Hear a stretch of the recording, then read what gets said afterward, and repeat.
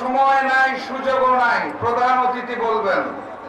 আমি শুধু বলতে চাই, ওই যে লন্ডন থেকে এক মুফতি এসেছে, জানেন নাকি? ওনাকে আমিরে জামাত মুখোমুখি বিতর্কের আহ্বান জানিয়েছে, উনি সৎ সাহস পাচ্ছেন না।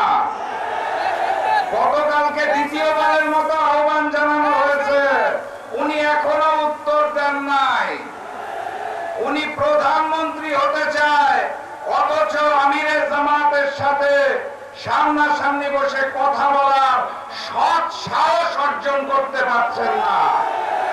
এ কেমন গুপ্ত আচরণ! প্রধানমন্ত্রী হতে হলে শুধুমাত্র নিজ দলের নেতা হলে হয় না, 18 কোটি মানুষের নেতা হতে হয়।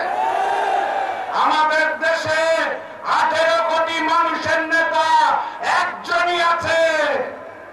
এই সিলেটের সবগুলো আসন আগামী দিনের প্রধানমন্ত্রী ডাক্তার শফিকুর রহমানকে উপহার দিতে হবে।